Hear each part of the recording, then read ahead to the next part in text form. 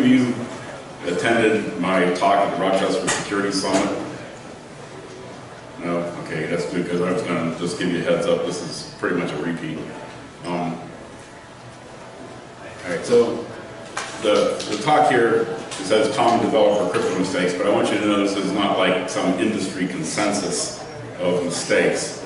These are my own, this is like from my own anecdotal experience of looking at, over 7 years, 200 plus projects, about 80 of them design reviews, and about 120 of them code inspections. And it's from like small projects that, like say 10,000 lines of code, to really large projects like say 8 million lines of code. Obviously the 8 million lines of code have had some kind of assist, SaaS tool. All right, so anyways, they say you're supposed to always, start a talk with a joke, right? And so, oops, that's not the joke. I am a joke, but that's not the joke I'm going to tell. So, yeah, the only important thing really about this is you just need to know that I've been around a while, and I'm, really still passionate about development and application security. And I really consider myself more of a developer than an AppSec person, but anyways, the joke. I was going to basically tell you a good crypto joke, but the problem with all good crypto jokes is that they're really indistinguishable from random noise. So, all right. So some of the things that I'm going to cover is, essentially some good news and bad news. There is some good news, thankfully, and then the mistakes in these 4 areas, and then if I have time, which I probably won't, because I ramble on sometimes, but we'll talk about key management, transparent database encryption, and some TLS issues, different than the ones that I just talked about. All right, so the good news and the bad news. Well, the good news is I have not seen developers designing their own crypto for a long, long, long time, so that's great news. And they very rarely implement their own crypto algorithms anymore. In fact, in the past 7 years, I've only seen 2 examples of that, one with Blowfish and one with an algorithm called T, which stands for Tiny Encryption Algorithm.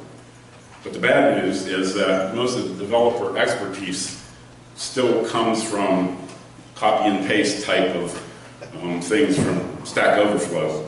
And so they get a lot of things wrong. Particularly, there's a mistake between confidentiality, which basically is what provides the secrecy for encryption, versus authenticity, which is what provides data integrity and can detect when something has been tampered with. Every algorithm and every cipher mode doesn't provide the same thing. And speaking of cipher modes, most people don't have a clue what those are. And that causes a problem too. So there's basically these extra components called cipher modes, which is how you combine the subsequent blocks of ciphers, and padding schemes, what you do if it doesn't end exactly on a block boundary. And then more bad news is there's a lot of broken crypto still for legacy applications. I mean, you still see, DES and RC4 and stuff and some old things. And even the experts get things wrong still, like OpenSSL and UPG. And I was just recently looking in CVE details, and I counted up, in the last 3 years alone, there were 23 CVEs for OpenSSL. And those people have some really sharp crypto guys. I mean, I know some of them. I've worked with some of them. But, the code base was kind of ugly, and that's one of the reasons why they're doing the Libre, but SSL on a complete rewrite. All right, so first thing I want to mention, people get random number generator stuff wrong. If you don't have a good source of pseudo-random number generators, of randomness, you're going to have broken crypto. And I don't know how many people were here for the talk, the previous talk, a couple of you. I mean, when Joe talked about the elliptic curve DRGB, that was one of the backdoored algorithms that basically NSA planted in as a random number generator. This shows you basically that, if you have keys that are based on some random number generator and they can predict the keys, right? It's game over. So cryptographers require random number generators, strong random number generators. So if you're using like java.util.random, that's not as strong. That's not even a CSR random G. It's just a random number generator. Secure random is. The other thing is that when you're using a cryptographically strong secure random number generator, you need to have an unpredictable key, and the entropy, the seed value, has to at least exceed what the internal state of the random number generator is. So if you're going to like do code switches, does anybody in here do code inspections? Good, some of you. How many of you in here are developers? So at least I'm speaking to, either look for these mistakes or don't make these mistakes yourself. What you want to look for is like if you're using Java util.random for anything that's related to crypto, like the keys, IVs, nonces, number used once.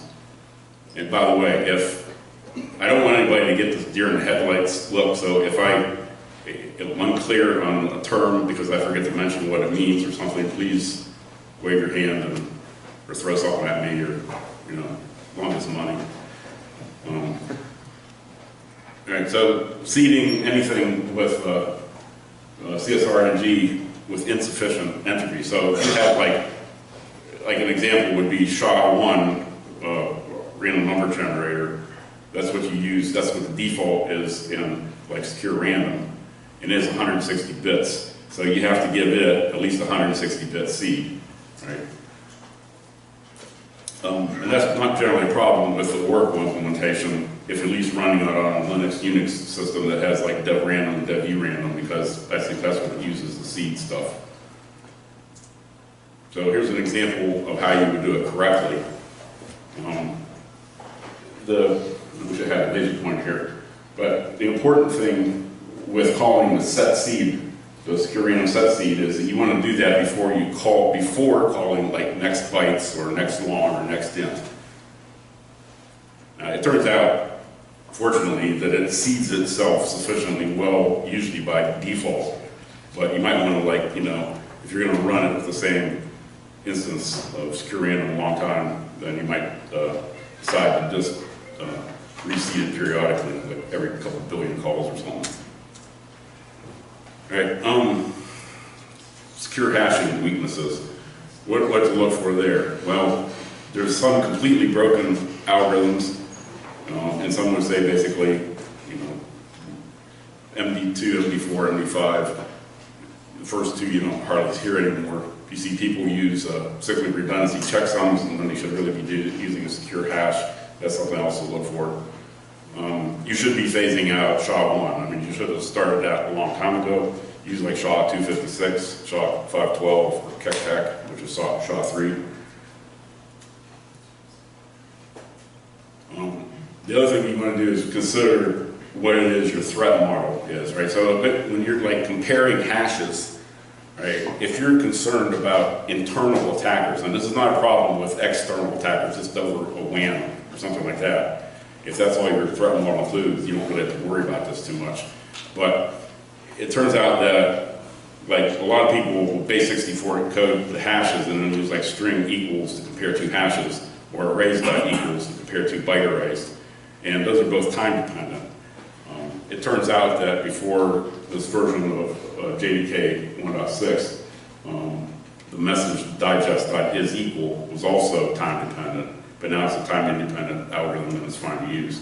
The other thing is you want to make sure, since you're not vulnerable to denial of service attacks, that if you call like message digest or .update, that you make sure that you have bounded the input. If you let somebody call it with unbounded input, right, you're just like, here's dev 0, just suck on this for a while, and so. The other thing is, a lot of times you see people using hashes as message authentication codes. MAC, a message authentication code, is a keyed hash, where the key is some secret value that's usually shared out of band. And a lot of times some people will put their own, so you see, I got it here, what they'll do is they'll concatenate the message at the end and put a key in. That's bad. That's something that's basically known as a key length extension attack. And so correct use, the proper use is to use HMAC, which is defined in this RFC, and there's a MAC class in Java that basically allows you to do just that. You just init it with a key before you call digest, or update rather. Right. Another thing, if you use basically a secure hash to mask data where it's possible to enumerate everything, right? So an example, sometimes I've seen this in real life where people will go like, oh, I'm not storing in a log file the social security number, I'm storing a hash of the social security number. Well, that's just as bad, because the problem is I can enumerate all the social security numbers, then I can go through your log file and figure out, oh, this social security number is associated with this user, right? So if the adversary can observe the hashes, then they can basically enumerate all the values. So some people a lot of times ask, is using MD5 or SHA-1 ever okay? The best MD5 collision, just to give you an idea, is about 2 to 24 steps, which takes about 5 or 6 seconds on an average modest laptop. Right? You can do this on like 30 seconds probably on your phone. It's okay though to use it in the following cases. If you're just using it as a pseudo-random number generator to generate a random stream, like to generate, say, initialization vectors or something like that. Or if you're using it with an HMAC construct, these three guys, they're cryptographers, proved that basically HMAC security doesn't require an unrelated hash function to be collision resistant, but only that it has to act as a pseudo-random function, which they do. Any questions so far? Okay. So, symmetric encryption weaknesses. So, you're not using inappropriate algorithms like RC4 or DES. Like DES basically is weak key size, 56 bits. RC4 has got a severe bias in the first 256 bytes of output, which a lot of times allows total breakage. Insufficient key sizes. One of the things that's not immediately obvious is that if you use the triple DES, which is DES EDE, it defaults to 2-key DES, which is 112 bits, unless you have the JCE unlimited strength jurisdiction policy files installed. Now, if you tell it that you want to use a key size with the init, and tell it is tell it to use 164 bits, 168 bits, sorry. Then it would give an error if they weren't installed. The other thing is ASCII generated keys, you see that a lot. And appropriate use of cipher modes, inappropriate use of other cipher modes, which I'll mention a little bit later. And then also, like I touched on earlier, there's confusion about confidentiality implying data integrity. So a lot of times we see examples when we're looking for stuff, people are, instead of generating a secret key the proper way with the key generator, we'll see just a hard-coded key that's either in a properties file or hard-coded in the code. Both of which are bad because, for one thing, you're going to usually put these in your version control and check them in, so a lot of people have access to them. But aside from that, it's just bad because, like, on average, I think it's like the average ASCII password, right, they found is basically only has 3.2 bits of entropy per byte, okay? So instead of the full, you would get, like, so if you had like a 20-some character password, it's like, you know, you're only going to get like 60 bits or something like that. It's not going to be enough. So, you know, generate random keys with the key generator. All right, question for you. Anybody know what the answer to this is? What's the default cipher mode? Okay, answer is ECB, Electronic Code Book. Yeah, Banks Oracle or Sun or whoever you want to blend. There's block modes in symmetric ciphers. They act as block modes or stream modes. The two block modes are ECB and CBC, cipher block chain, and then pretty much anything else is a stream mode.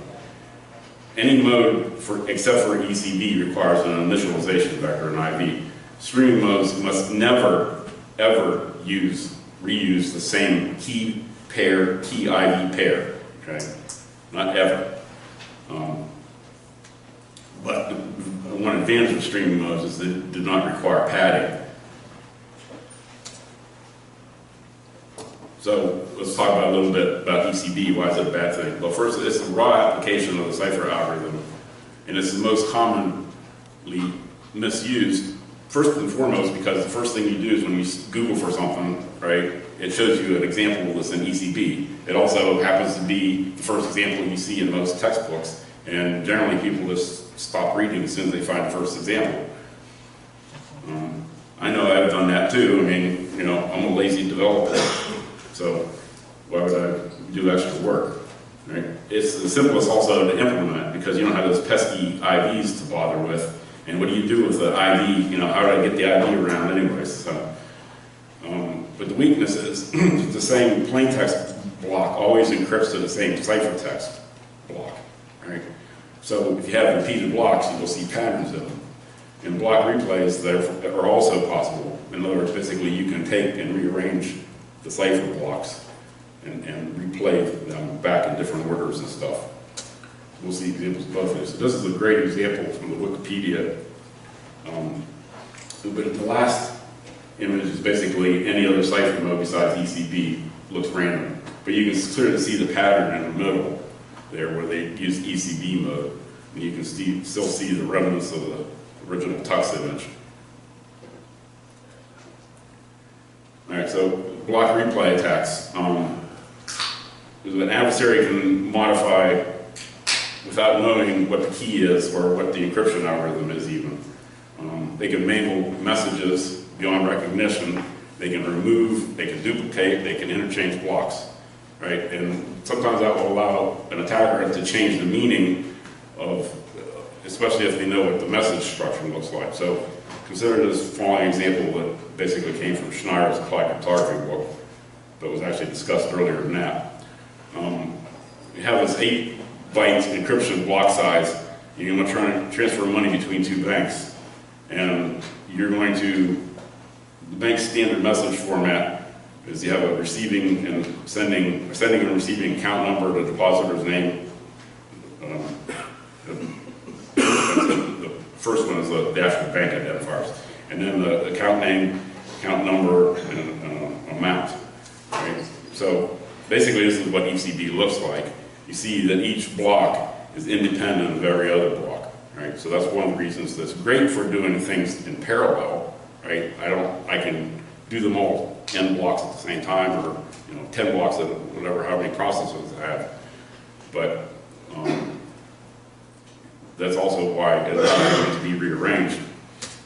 Right? So if you have this attacker malware, he's always the man in the middle agent in the crypto things, and we're talking between the Bank of Alice and the Bank of Bob. Mallory seeds both accounts with some money. And then she transfers some fixed amount of seed money to the Bank of Bob from the Bank of Alice and records the transactions. Right? And we're assuming that they're not using SSL because, hey, we're encrypting everything with triple DES or whatever. Right? Why do I need to use SSL TLS for it? Right? So assume that Mallory can actually, get in the middle and act as an active adversary. And so then Mallory repeats it later and looks for identical blocks and eventually sort of figures out what the protocol is and what the block structure is. So now Mallory can go back and insert message blocks into the communication chain, and she basically can take that fixed amount that would be deposited to somebody else's account normally and put in her account number, right? And the two banks, they're going to notice this eventually whenever they reconcile accounts. But at that time, Mallory's already basically skipped town. Right? So this is not something that can be just like defeated by putting a date and a timestamp or something like that, or a date and a timestamp with a hash. If you just put in a hash, malware can recompute the hash, right? But it could be done with a message authentication code that only the banks know that they share a key for the MAC. So if you're looking for cases of where ECB is used, like in Java, you would look for just cases of where they're just doing get instance, or where they explicitly put in ECB as a cipher mode. And in the case of the get instance call, we call this basically a cipher transformation. So the first part is the cipher algorithm, the second part is the cipher mode, and the last part is the padding scheme. All right. You also want to look for no evidence that an initialization vector is being used, because ECB doesn't require one. So in Java, you're going to look for the absence of something. When it's harder, I understand, to look for the absence of something, but you might want to grep for the code and look for like IV parameter spec and cipher.getIV. And then you can also check the lengths of the resulting encryption, because generally when an IV is passed with the ciphertext, what happens usually is the usual case is you prepend it to the ciphertext. So it acts then as the first block, and it's ready to be pulled off and used immediately.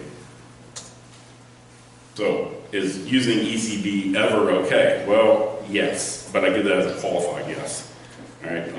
This is kind of a complicated situation, so in reality, you're best not to use it at all. But if when you're encrypting less than one cipher block of text, and certain things like block replay attacks and other ciphertext attacks are not feasible, maybe because you have a MAC that you're putting around them, or when you're encrypting random data, for instance, if you're encrypting session IDs, which should already be random, or secret keys or passwords, if they're strong passwords for us to have, yeah, right, because password 0, 1, 2, 3, or whatever, it's not ever going to get past somebody as a candidate password, right? And padding is used on an appropriate basis, and as I said, block replays, or in case of asymmetric encryption, say if you're using it like RSA. For asymmetric encryption, ECB is really the only mode that you should ever use. But if you're not sure, look and see if there's a block replay attack, and ask yourself if there are multiple blocks that are exposed to an adversary where the ciphertext can be tampered with. I'm using this word adversary in quotes and italics because it really depends on your threat model, right? If you don't consider an insider a valid threat, and some companies they don't, then you don't really have to be concerned about that so much. The other question is asked, is block reordering ever going to be failed to detect it in some cases, or any cases? If the answer to any of these questions are yes, then block replay is going to be possible and you should avoid it. All right, so I mentioned not reusing rather the same key and IP pair. Stream ciphers and block ciphers operating in streaming modes basically work by creating a cipher bit stream and then XOR it with the plain text. Right? So if we have like the cipher bit stream we call CKIV, and then the message for encrypting would be basically just a message XORed with that cipher bit stream. Right? So let's see what happens when we basically encrypt two different plain text messages, A and B, with the same key and IV. Right? So if you look through and walk through here, it works out to the way that I suggested. You end up with A XOR B. And the reason for that is because when you XOR something with itself, basically it's all zeros. And when you XOR all zeros with something that's act like an identity, you get back what you started with. So you basically the XOR of two plain text messages, A and B. That's like basically the difference of A and B. So what do we do with the XOR of two plain text messages, A and B? Well, if both are written in some kind of normal language, like say they're ASCII character set or something like that, we generally take a guess and use frequency distribution and run what's basically called a crib over top of them to basically be able to guess the likely plain text bits and the frequency increases as we make a correct guess. Modest computers can basically crack this in a matter of a couple of minutes for like modest length messages, let's say 50 characters or something like that. The more ciphertexts that are created in the same key IV pair and observed by an adversary, the better chances they have. The other thing is if you have like fixed messages, like that have a particular structure, or like say so they know you're encrypting social security numbers or credit cards this way, it makes it even more trivial, right? Eventually, you're going to get both of the plain text, or at least the shortest plain text. All right, so this is basically what I was just talking about pictorially. I found this example, Dr. Rick Smith, and got permission to use it. So what we have here is basically a plain text image in a random key, and you basically XOR them together, and you get what's over on let's see, which way? On your right. Right, and the close-ups, you can see that basically the send cache encrypted random and the encryption key random are actually two different random bit patterns.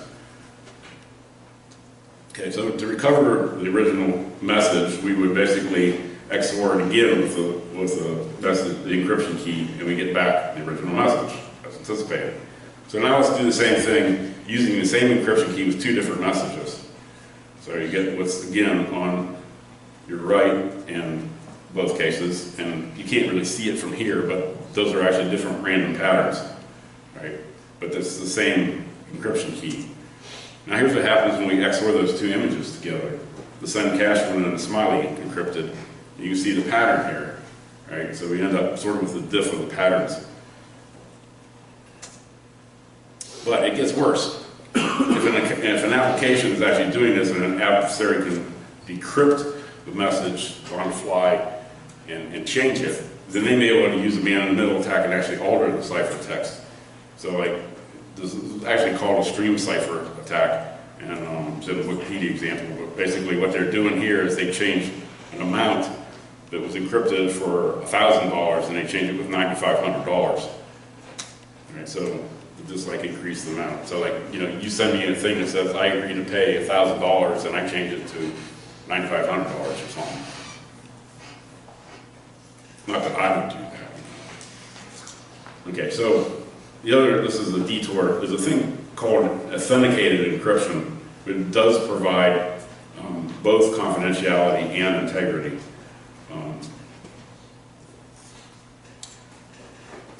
Integrity is not exactly the same as authenticity, but it's sort of related because the idea is if we know who produced it and we're trusting that recipient, then we basically are also trusting the integrity, and it can detect anything that's been tampered with, though we can't tell exactly what's been changed.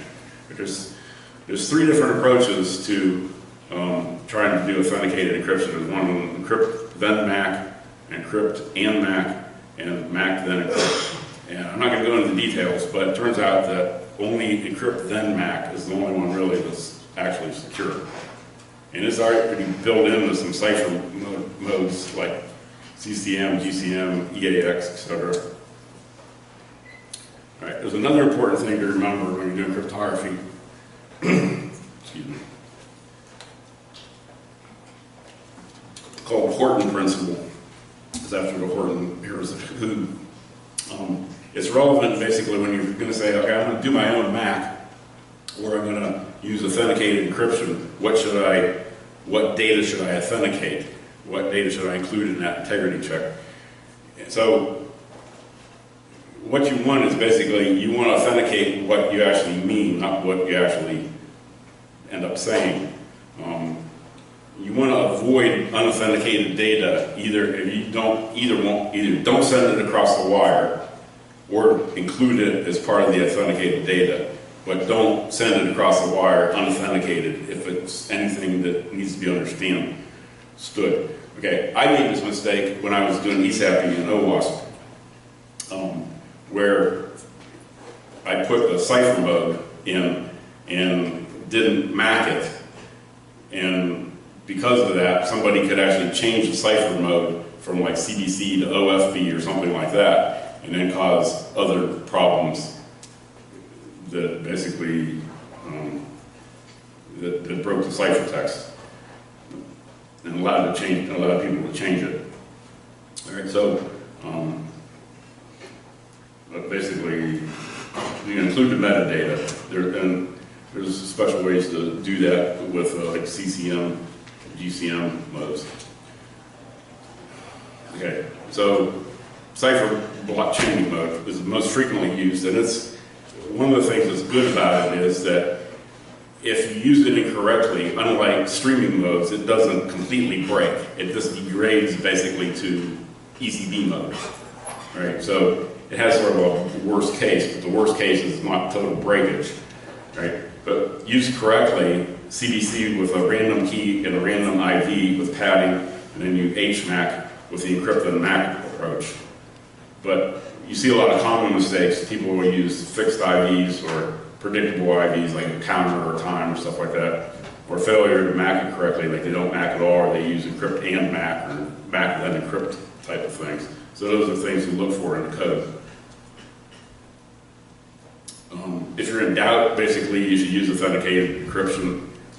If you don't, there's a thing called padding Oracle attack with CBC mode that can happen. That was dismissed for a long time, for like 8 years, basically, as only a theory. And then Rizzo and DeLong basically came out with the POET software in 2010, and they broke a lot of things like Java server faces and ASP.NET and a bunch of other stuff that was using this, that had a pattern Oracle on it. All right, so symmetric encryption weaknesses. Assuming that confidentiality applies to data integrity, that's only true if you're using an AE mode. If confidentiality is not required, it's better and faster to just use an HMAC. Turns out CCM and GCM are actually fairly complicated to use, and if you look for examples of how to do it correctly, you won't find any. At least I couldn't find any. So it's kind of all rocket science. I suppose maybe if you look at the Bouncy Castle JUnit test, you might find some, but that's probably about the only place. Okay.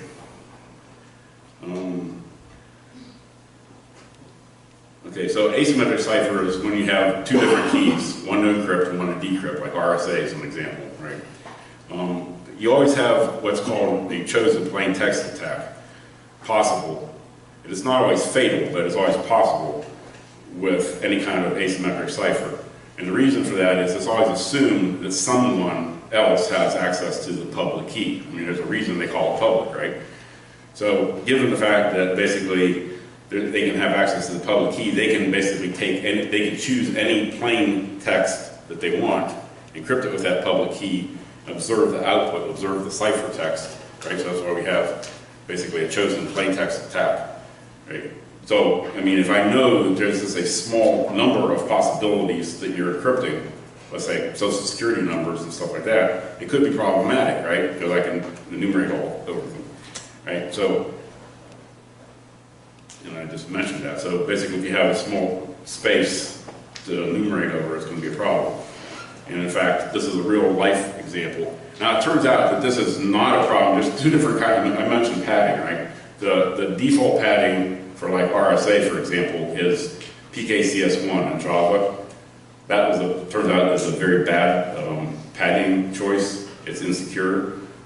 But if you use optimal OAEP, optimal asymmetric encryption padding, OAEP, that will actually defeat this problem. But I saw a code review in some vendor code where they basically thought they were doing a great job. They were encrypting credit card numbers and storing them in a database. And they were using the default pattern, right? So they just had, cipher.get instance RSA. And I pointed out to them that basically all the credit card numbers now basically could be enumerated, and so if they had like an insider rogue DBA or something like that, they could grab the ciphertext from the databases. That person could enumerate all of them and figure out what they all were. Right? So, oops, we better fix this. How are we doing on time here?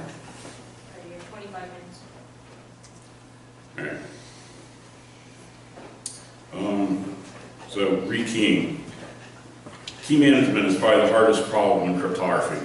Okay.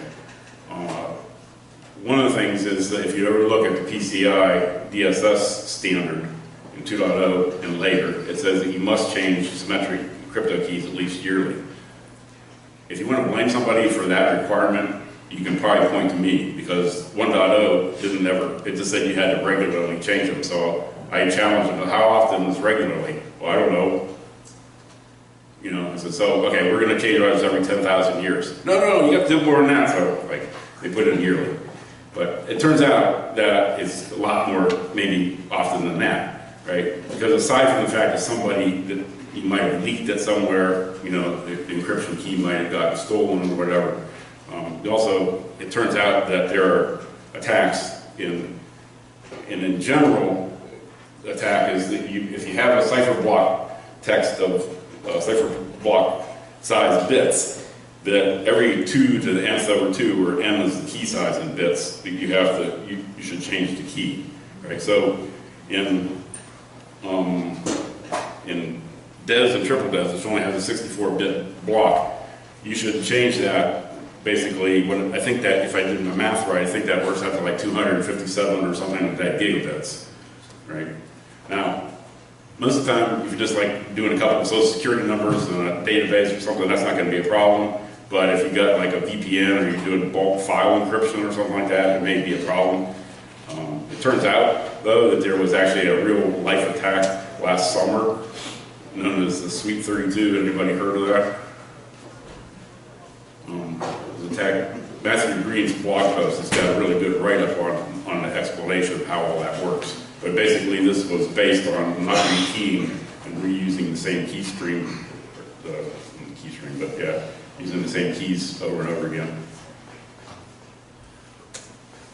All right, so where do you store your keys? Right? Well, ideally, you can put them in an HSM or a TPM, but the one thing where we see the most, where I've seen in code reviews, the most failed cases, people put them in a file, you know, in hard-coded source code or a properties file, both of which are under version control again, so, you know, that's going to be a problem.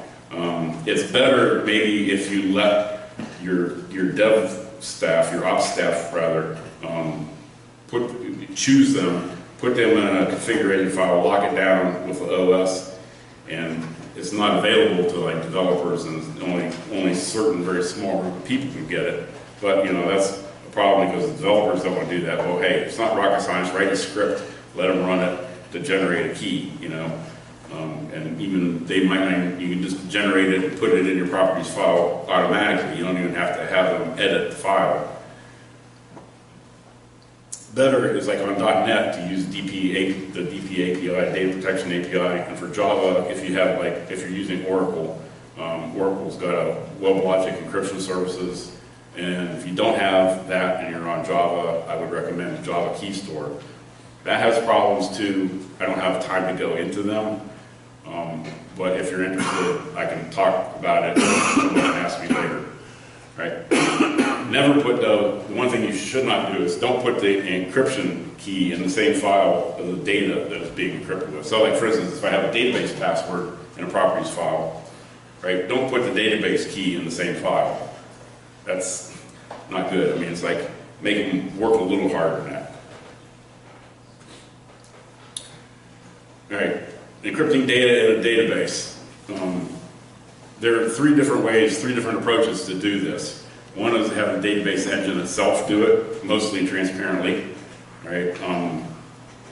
Another way is to do it via a proxy, using something like MIT's CryptDB, which is sort of considered still experimental, but it's probably much easier than writing your own application code. And then doing it via application code, having an application encrypt and decrypt stuff.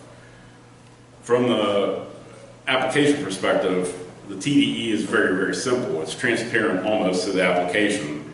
It's available for Oracle and Microsoft SQL Server, and it probably satisfies, I never checked this, but it probably satisfies the letter of the law for PCI DSS. And it offers TDE both for Oracle and Microsoft offers like encryption at the column and table space layers, but I don't think they call it table space in the SQL server, but at the physical layer, you know. And then you have usually limited cipher suites available, like I think typically it'll be AES or triple DES only. And usually there's like 2 keys, like in Oracle TDE, you have the Oracle wallet, which is like the database master key that gets constructed and passed around. And then that's used basically to decrypt and encrypt the other keys for the individual tables and columns and table spaces. And usually they use CBC mode, but they have to use, almost of the time, they have to use the same initialization vector all the time. Now, the good thing, like I said, about CBC mode is that it breaks sort of gracefully, you know, worst cases like ECB mode. But the reason you have to use the same IVs, if you, like say, encrypt 2 different credit card numbers with 2 different IVs, you end up with different ciphertext. All of a sudden, that breaks indexing, right? Because now you don't have a unique entry. And so there's a couple cases where you can't use the TDE. One is basically where you want to use the result of an encrypted column as a foreign key into another table. There are some restrictions. You can't use like, what do they call it, the searches with a percent, the wildcard searches, right? So you can't use wildcard searches. So if I wanted to say, search for all the, you know, credit card numbers that start with 1, 2, 3, 4 or something like that, I can't do that, right? You have to enumerate over all of them. So if you need to do searches like that, you need to take that stuff into account when you're designing your database. Salt basically can be used with these things. It acts as a unique IV. It basically says use a unique IV for this column or whatever that you're applying to. But again, that means then you cannot index it. So it would be okay to have a small number of records, or it's something that you're just always going to do a search based on something else and then retrieve it, then that's fine. So what's your threat model here? Why does TDE fail? Well, it fails because, first of all, unless you basically set up appropriate database views, if any application has access to that database table or column or whatever, and that happens to be open, or they can access it and open that database, right, then they have access to the encrypted data, right? So that's one of the reasons why we say, hey, you know, restrict that column. This other application over here doesn't need to see this encrypted data because it's not really encrypted if they can access that column, right? So, and then backups is the other issue. Depending on how it's done, you may end up with dumping the database out actually as plain text. So you need to be concerned about that. Generally, the data that we're encrypting in the database is small, you know, like credit card or social security numbers or some kind of health information or something like that. It has a particular format, and so we have limited possible values. And that also is a problem for the same reason, basically, like I mentioned, enumerating things. And like I said, in normal cases, we don't use the salt because we want it to be able to be indexed. So the same enumeration concerns basically are possible there. So what exactly is TDE good for? Well, like I said, it probably covers the literal law of PCI DSS, but really what it's protecting is basically an attack which you would call, it would be similar to like using full disk encryption on a laptop, right? So somebody basically has a laptop that's in hibernate mode or turned off or something like that, and then somebody steals it out of the back of your car and you get the data. So if we're talking about like somebody basically, you have like an offline backup copy of a disk, right? And somebody does a smash and grab of that disk drive and runs out the door with it, you're safe. But that's pretty much the only case, the only scenario really that TDE covers. All right, SSL socket and subclasses or subclasses of it that get created by SSL socket factory don't have hostname verification or certificate pinning. So what that means is that they don't verify, like you say, I want to go to foobar.example.com, it doesn't actually verify that it's connecting Like, so it gets a TLS server-side certificate back from it, and it should say on the CN, right, it should say foobar.example.com. It doesn't do this. Because it doesn't do this, man-in-the-middle attacks are possible.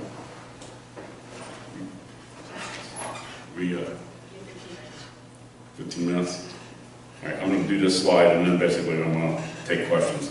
All right, so there's two possibilities here. One is that you can implement, you have to implement either your own subclass of SSL socket, or the other one is you can create an SSL socket context. If you're doing this over HTTPS, however, there's a better solution. Use HTTPS URL connection. The reason why I see this is because, I was talking about legacy code and problems in legacy code. This is when they did HTTP URL connection, they did not do a corresponding HTTPS URL connection. It didn't come out until like a couple years later. And so people started wrapping their own. And so you see this a lot in old systems, and you also see it in cases where I want to use SSL, but I don't need to use HTTP, right? So I'm just talking a raw socket or its own protocol or something like that.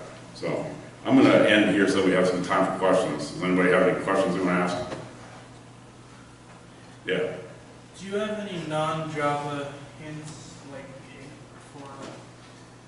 I know a lot of the information you just covered was pretty general, but do you have recommendations for libraries and stuff in like C or C++?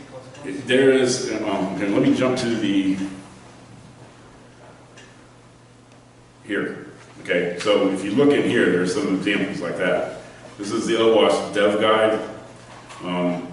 It's still a work in progress, and if anybody's interested in giving feedback, we'd certainly be interested in receiving it. But this is, like I said, a work in progress. This basically covers .NET and Java both. Any other questions? Yeah. So you mentioned earlier code inspection, and we do a lot of that in the form of like code review as code is being developed. But one of the more daunting tasks that I face is when I move on to a new project and you have to evaluate the whole project. There's potentially hundreds of thousands of lines of code.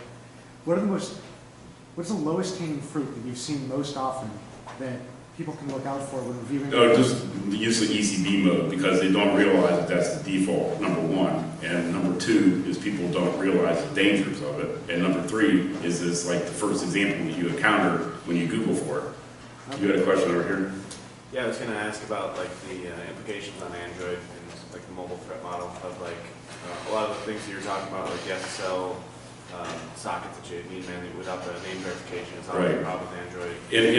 In general, with SSL, because you don't know who's controlling your DNS, right? There's a technique called farming.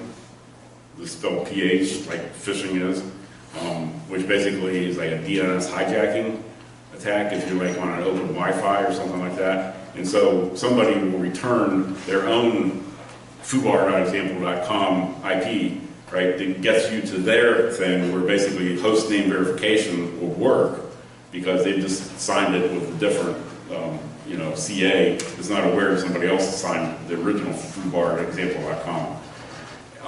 So in that particular case, what we recommend for like mobile applications is to do what's called certificate pinning, where you're actually pinning the certificate based on, depends on how you want to do it, there's two different ways. You can either pin it based on the public key, which works good if you want to reuse the key when it expires every year, right? And just get a new certificate issued. Or you can basically pin it based on like the fingerprint, the SHA-256 fingerprint or SHA-1 fingerprint or whatever.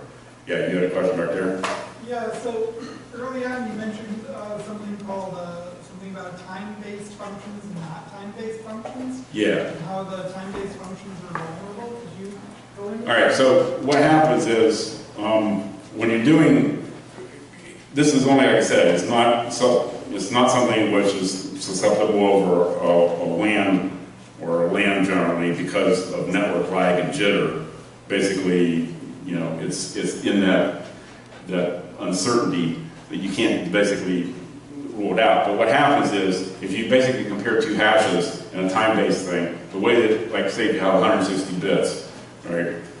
That's 20 bytes code. The way that it'll compare the things is like 1 byte at a time, right? You can actually, if you have like local timing hooks, you can like say, oh, this one only went through 18 bytes, this one went through 12 bytes, this one went through 11 bytes. And so you basically can use that kind of as an oracle to detect information about whether the paths or whether the hashes are the same, and then work to like keep on guessing and say if it's the password hash that you're trying to attack, right? To guess the password at a different time, observe it again, and basically see how far it goes through. And there's actually been cases where local system password authentication systems have been compromised in this way. Yeah. So that's sort of a nice segue into that question. Certainly, there's a number of low-hanging fruit in crypto programming for attackers to get. What actually gets exploited in the wild the most? Non-crypto. Okay, fair enough. But I mean, of crypto, what do we see? The only case that I've ever seen in the real world. Now, I'm not saying, we're not talking about the clandestine world here, but where I've seen reported in the wild of attacks on crypto has been with the old Wi-Fi web standard, because that was so bad that, a child with a Timex Sinclair could break it in 10 minutes. It's one of those types of things. It was just... Two guys with a laptop in the parking lot. Yeah, exactly. So that's the only case that I can really recall in real life where it's been done. Now, certainly people have done and wrote exploits, like I mentioned, Wong and Rizzo, and they have a nice, if you like Google for, and I would encourage everybody to do this, to Google for padding Oracle attack, and watch, there's a couple of demos on YouTube that DeWong and Rizzo did, and like against the ASP.NET view state, as an example. And they like break it in, I don't know, it's like maybe 10, 15 minutes.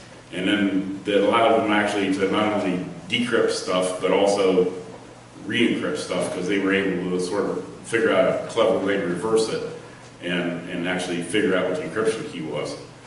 So it was a quite ingenious exploit, but in reality, it got fixed fast enough that it really never made it to the wild. So I thought I saw a question somewhere over here.